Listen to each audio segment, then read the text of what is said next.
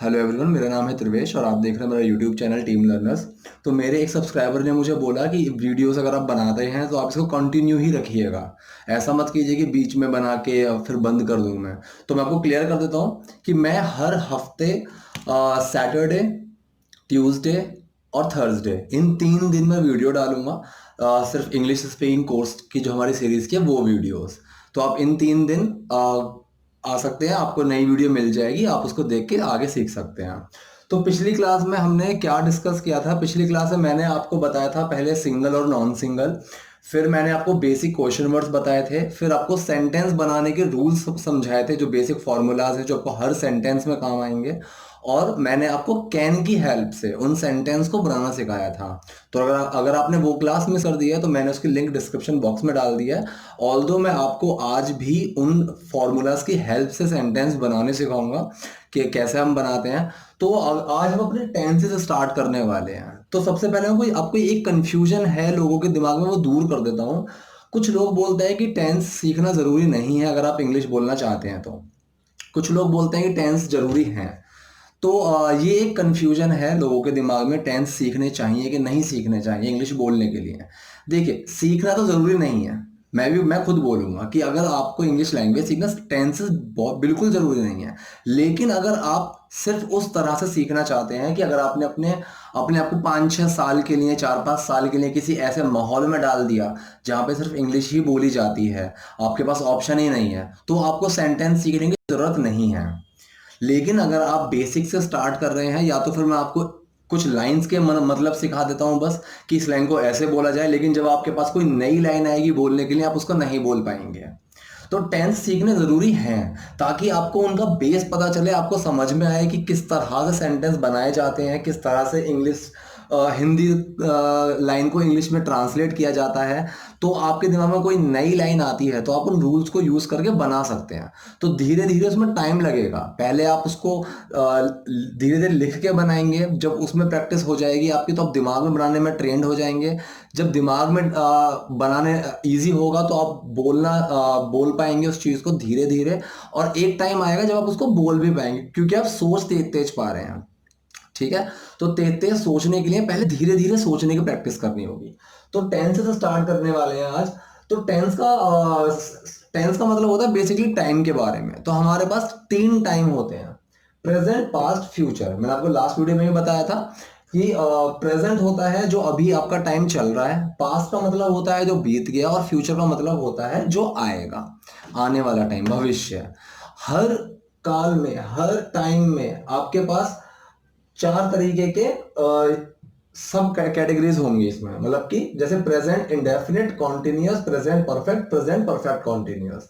तो प्रेजेंट के अंदर ये 4 होंगे। इस 4 तरीके के सेंटेंसेस होंगे जो हम प्रेजेंट टाइम के लिए यूज करेंगे: indefinite, continuous, perfect, perfect continuous. Same past में आएगा: past indefinite, past continuous, past perfect, past perfect continuous. और सेम फ्यूचर में भी आएगा: future indefinite, future continuous, future perfect और फ्यूचर परफेक्ट कॉन्टिन्यूस। तो 4 4 8 4 12 तरीके के हमारे पास सेंटेंसेस होते हैं। ठीक है? तो इन सेंटेंसेस को हम बनाना सीखेंगे, क्या होते हैं इनके प्रकार के, क्या इनकी पहचान होती है, कैसे इनको बनाया जाए, क्या होता है मेन वर्ड, तो वो सब चीज़ें सीखेंगे। और जो हमने पहले रूल्स सीखे थे उन रूल्स को भी इम्प्लीमेंट करेंगे, उन रूल्स की हेल्प से इन सेंटेंस को बनाएंगे। तो आज हम स्टार्ट करने वाले हैं प्रेजेंट इंडेफिनिट। तो सबसे पहले मैं आपको प्रेजेंट इंडेफिनिट सिखाऊंगा आज। ठीक है? अभी मैं आपको बहुत ही इजी तरीके से सेंटेंस सिखा रहा हूँ और बहुत ही इजी इजी सेंटेंस जो है वो बनवा रहा हूँ। तो आप ये मत सोचिएगा कि कोई मुश्किल सेंटेंस आता है तो हम उसको नहीं बना पाएंगे, हम मुश्किल सेंटेंस पे अटक जाएंगे। नहीं, पहले मैं आपका बेसिक स्ट्रॉन्ग कर देता हूँ। जब आपको वो चीज़ इजी समझ में आ जाएगी तभी हम मुश्किल करेंगे। ठीक है? तो सीधा पोएम पे मत जाना, ABCD पहले सीख लीजिए।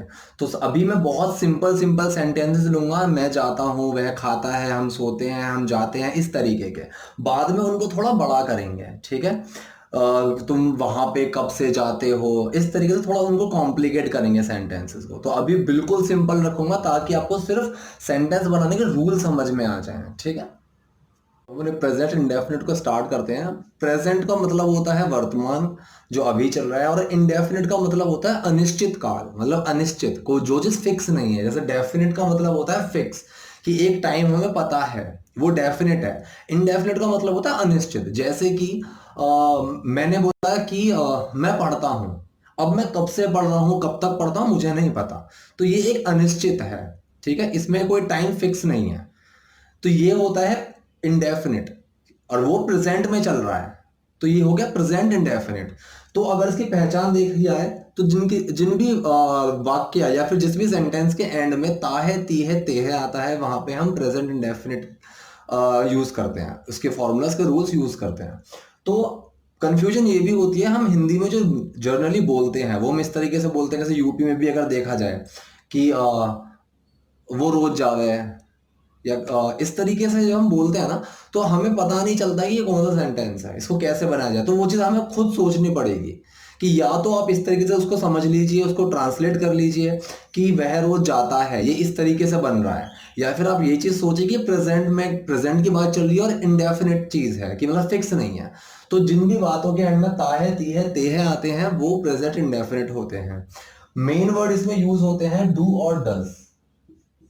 डू और डस, इनका हम यूज करते हैं। अब मैंने फर्स्ट पहली ही जो अपनी क्लास थी उसमें आपको फर्क समझाया था सिंगल और नॉन सिंगल का। तो सेम जैसे कि सिंगल में मैंने आपको बताया था ही, शी और इट। ही का मतलब लड़का, वह, लड़की का मतलब शी, वह, और इट में आते हैं कोई भी नाम, चीज या फिर कोई भी जगह। तो वो ही, शी, इट में सिंगल के साथ आएगा डस। और जहां भी आई, वी, यू, दे, ये होते हैं नॉन सिंगल। जहां भी आई, वी, यू, दे, आई का मतलब मैं, वी का मतलब हम, यू का मतलब तुम, और दे का मतलब वे या वो लोग, तो उसके साथ लगेगा आपका डू। ठीक है, तो अब इसका सेंटेंस बनाकर देखते हैं किस तरह से सेंटेंस होते हैं और उसको कैसे हम बनाते हैं। इसमें एक छोटी सी ट्रिक भी आएगी, वो मैं आपको बाद में समझाऊंगा, इसी सेंटेंस में ही आपको बताऊंगा। क्योंकि प्रेजेंट इंडेफिनिट और पास्ट इंडेफिनिट, इन दोनों में थोड़ी एक छोटी छोटी सी ट्रिक है, ठीक है, तो वो कंफ्यूज भी कर देती है। तो अभी हम इसका सेंटेंस बनाना सीखते हैं प्रेजेंट इंडेफिनिट का।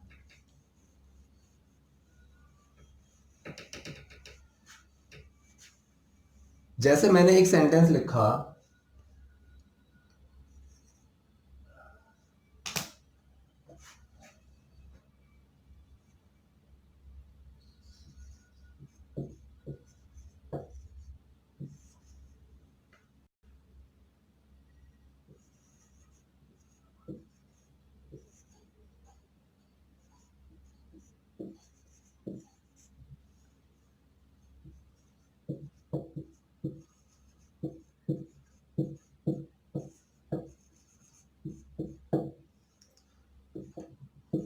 मैंने आपको लास्ट वीडियो में समझाया था कि कोई भी जब हम सेंटेंस बनाते हैं तो चार तरीके की बातें हम बोलते हैं, या तो सिंपल, या नेगेटिव, या फिर हम कोई क्वेश्चन पूछते हैं, या फिर क्वेश्चन नेगेटिव चीजें होती हैं।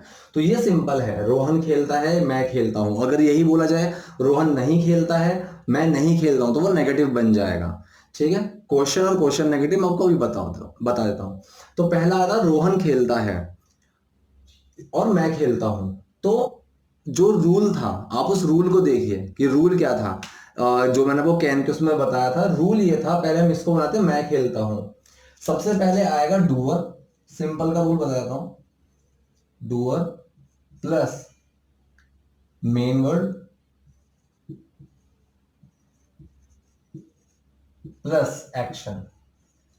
तो जैसे मैंने कैन में बनाया था कि आई कैन प्ले, इस तरीके से बनाया था, तो यहाँ पे वो था मैं खेल सकता हूं। यहाँ पे हम आ गए कि मैं खेलता हूं, यहाँ पे डू लगेगा क्योंकि ताहे तीहे से एंड हो रहा है। तो मैं खेलता हूं, तो डूअर कौन है, मैं, आई। अब मैं के साथ क्या लगता, डू, जो मैंने आपको बताया था कि आई, वी, यू, दे, इनके साथ डू लगेगा, और ही, शी, इट, इनके साथ डज लगेगा। तो आई के साथ लगता डू, एक्शन क्या है, प्ले। अब इसमें जो मैंने आपको बताया था, छोटी सी एक चीज है, छोटी सी ट्रिक है, डू और डज सिंपल सेंटेंस में हमेशा छुप जाते हैं एक्शन के अंदर, क्योंकि एक्शन की फर्स्ट फॉर्म में लगती है। फॉर्म्स क्या होती है वो हम आगे समझेंगे और वीडियोस में, क्योंकि यहाँ पे प्रेजेंट इंडेफिनिट में सिर्फ फर्स्ट फॉर्म का ही यूज होगा अभी। तो आई के साथ लगता है डू और एक्शन है हमारा प्ले, तो जो डू है वो प्ले के अंदर छुप जाएगा, डू प्ले के अंदर छुप जाएगा। और जब डू छुपता है तो एक्शन में कोई चेंज नहीं आता, आई प्ले। लेकिन जब डज छुपता है तो एक चेंज आता है, किसका चेंज आता है, एस या ई एस का। मैं समझाता हूं, रोहन खेलता है, ये एक सेंटेंस हो गया, रोहन खेलता है, तो डूअर कौन है, रोहन, और नाम आ रहा है तो इट में आएगा, जब होता है ही शी इट, तो नाम आ रहा है, तो नाम हमेशा सिंगल होता है। तो रोहन एक्शन क्या है, प्ले। सिंगल में हमेशा एस या ई एस छुप जाएगा जब भी डस छुपेगा, एस या ई एस लग जाएगा एक्शन में जब भी डस छुपेगा। अगर डू छुपेगा तो कोई चेंज नहीं आएगा एक्शन में, प्ले का प्ले ही रहेगा। लेकिन जब डस छुपेगा, क्योंकि अगर यहाँ पे ही शी भी होता तब भी डस छुपता, तो जब डस छुपेगा तो ये प्ले का बन जाएगा, रोहन प्लेस। ठीक है, तो ये रोहन प्ले का रोहन प्लेस बन जाएगा, प्ले नहीं होगा ये, क्योंकि यहाँ पे डस छुप रहा है। और एस कहां पे आता है, ई एस कहां पे आता है, एक्शन में। वो मैं आपके लिए एक अलग वीडियो बनाऊंगा, क्योंकि अगर मैं इसमें समझाने बैठ जाऊंगा तो बहुत लेंथी वीडियो हो जाएगी। धीरे धीरे प्रैक्टिस समझ में आ भी जाएगा, बाकी मैं एक अलग से वीडियो बना के समझा दूंगा कि एस कहां लगता है और ई एस कहां लगता है। तो ये है रोहन खेलता है, ये है मैं खेलता हूं। मैं खेलता हूं में डू छुपा है तो आई प्ले, रोहन खेलता है में डस छुपा है तो रोहन प्लेज। ठीक है, अगर मैं इनको नेगेटिव सेंटेंस बनाता हूं, इन्हीं दोनों को नेगेटिव सेंटेंस बनाता हूं, तो मैं नेगेटिव सेंटेंस का फॉर्मूला क्या होता है, doer plus main word plus not plus action. आप लिख सकते हैं अगर आपने नहीं लिखा हुआ है, ये तो है सिंपल का सिंपल सेंटेंस का फॉर्मूला है doer plus main word plus action. Negative का है doer plus main word plus not plus action. तो अगर मैं इसमें बनाऊं, इसी को नेगेटिव बनाता हूं, मैं खेलता हूं, तो डूअर आई के साथ मेन वर्ड डू, फिर नॉट, फिर प्ले। नेगेटिव में या फिर क्वेश्चन में डू या डज जो भी छुपा हुआ वो बाहर निकल आएगा। ठीक है, सेम इस तरीके में अब मैं इसका मतलब रोहन नहीं खेलता है, तो इसका सिंपल बनेगा रोहन डज नॉट प्ले। तो इसका बनेगा negative Rohan does not play. अब जब डज बाहर निकल के आ गया, जब डज बाहर निकल गया तो प्ले का प्ले हो जाएगा, वो प्लेज नहीं होगा। अगर डज छुपेगा तो ये प्ले के एंड में एस लग जाएगा। ठीक है, तो इस तरीके से सिंपल और नेगेटिव सेंटेंस बनते हैं। अब हम बनाते हैं एक क्वेश्चन वाला।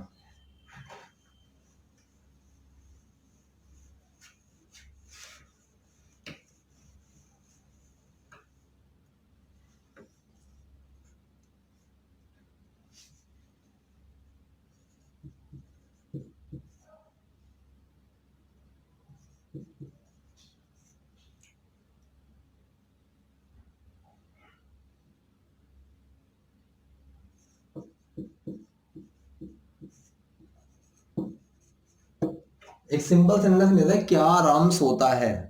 ठीक है, मैंने आपको बताया था जब भी क्या स्टार्टिंग में आ जाए, या फिर हम किसी भी क्वेश्चन का जब आंसर हाँ या ना में दे सकते हो, ठीक है, तो वो उस सेंटेंस में हमेशा जो मेन वर्ड होता है वो पहले आ जाता है। इसका फॉर्मूला क्या था, जब मैंने आपको पिछली क्लास में फॉर्मूला बताया था, तो जिस भी बात के एंड में क्या आ जाए उसका फॉर्मूला क्या था, उसका फॉर्मूला था आपका main word plus doer plus action. ये होता है जब भी क्या स्टार्टिंग में आ जाए या फिर हाँ या ना में जवाब दे रहे हो, main word plus doer plus action. तो क्या राम सोता है, यहाँ पे मेन वर्ड क्या है, ता है ती आ रहा है, तो डू और डज लगेगा। राम क्या है, नाम, एक जना है, तो डज, फिर डूअर कौन है, राम, एक्शन क्या है, स्लीप। Does Ram sleep. ठीक है, ये बना एक नॉर्मल सेंटेंस क्वेश्चन वाला। अब मैं एक क्वेश्चन वर्ड लेता हूं। अब ये क्या अगर स्टार्टिंग में है तो मेन वर्ड पहले आ जाएगा। अब एक क्वेश्चन वर्ड वाला सेंटेंस जो मैंने आपको पहली क्लास में बताया था, क्वेश्चन वर्ड्स मैंने आपको बताए थे व्हाट, वेयर, व्हेन और व्हाई। ठीक है, तो अगर मैं इसी सवाल को इस तरीके से बनाऊं, राम कब सोता है, राम कब सोता है, तो इसका रूल क्या था? इसका रूल था जब भी क्वेश्चन वर्ड आ जाए, कब, क्या, कैसे, कहाँ, इस तरीके से, तो इसका आएगा पहले क्वेश्चन वर्ड, फिर मेन वर्ड, प्लस फिर डूअर, फिर एक्शन। ठीक है, इसका रूल ये रहा। तो क्वेश्चन वर्ड क्या है? कब। कब, कहाँ, कैसे, क्या, ये सब चीजें जब आ जाए जिसका हम हाँ या ना जवाब नहीं दे सकते। क्या अगर पहले आ जाएगा तो मेन वर्ड आएगा, अगर क्या बीच में आ गया तो हम उसका हाँ या ना में जवाब नहीं दे सकते हैं। जैसे राम क्या खाता है, तो हम उसका हाँ या ना में जवाब नहीं दे सकते हैं। ठीक है, क्या राम खाता है, इसका दे सकते हैं। तो राम कब सोता है, तो इसका हाँ या ना में जवाब नहीं आएगा, तो एक क्वेश्चन वर्ड वाला सेंटेंस है। तो सबसे पहले क्वेश्चन वर्ड गया कब। कब का मैंने आपको बताया था व्हेन। राम एक इंसान है, ठीक है, तो डज लगेगा। इट में आ रहा है ही शी इट में, तो व्हेन मेन वर्ड आएगा डज, व्हेन डज, फिर आएगा डूअर, डूअर कौन है? राम। व्हेन डज राम सोता, सोने की क्या आएगी? एक्शन क्या है? Sleep. So when does Ram sleep. तो ये बना हमारा क्वेश्चन वर्ड वाला सिंपल सेंटेंस, क्वेश्चन वर्ड वाला सेंटेंस, राम कब सोता है, व्हेन डज राम स्लीप। ठीक है, तो ये सेंटेंसेस थे आपके प्रेजेंट इंडेफिनिट के। अब हम इस चीज में एक छोटा सा एक चीज सीख लेते हैं। जैसे कि मैंने आपको बोला कि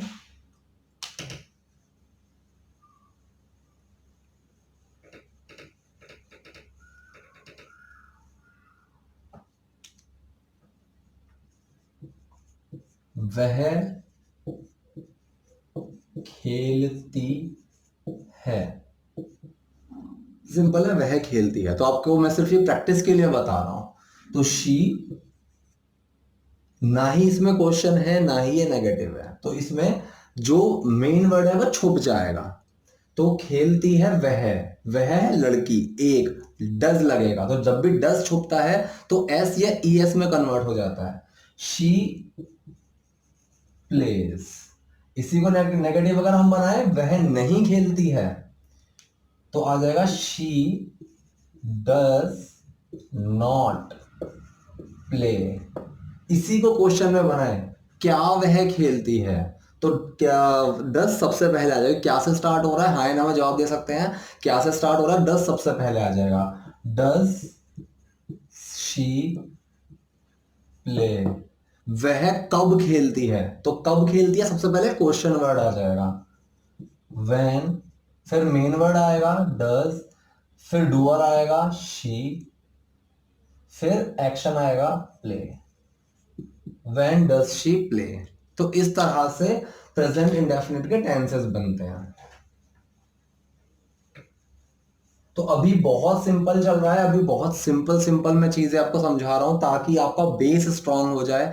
उसके बाद हम थोड़ा डिफिकल्ट चीजों पर आएंगे, इन सेंटेंस को थोड़ा सा बदलेंगे। वह कब से खेलता है, वह राम स्कूल जाता है, वह राम स्कूल क्लास में क्यों नहीं आता है, इस तरीके की चीजें हम धीरे धीरे सीखेंगे। पहले आपको बेसिक स्ट्रांग होना जरूरी है। ठीक है, तो आज हमारा ये हो गया प्रेजेंट इंडेफिनिट। अगली क्लास में मैं आपका क्लास 1 और क्लास 2 को मर्ज करके लंबे सेंटेंस बनाएंगे। हमने कैन सीख लिया, हमने प्रेजेंट इंडेफिनिट सीख लिया, तो हम इन दोनों को मर्ज करके एक सेंटेंस बनाएंगे जिसमें कैन भी लगेगा और प्रेजेंट इंडेफिनिट के डू और डज भी लगेंगे। आप वो बनाएंगे तो आपको और अच्छे से समझ में आएगा। ठीक है, तो अगर आप नए हैं वीडियो पे तो सब्सक्राइब कीजिएगा, वीडियो पसंद आई हो तो लाइक कीजिएगा। Thank you.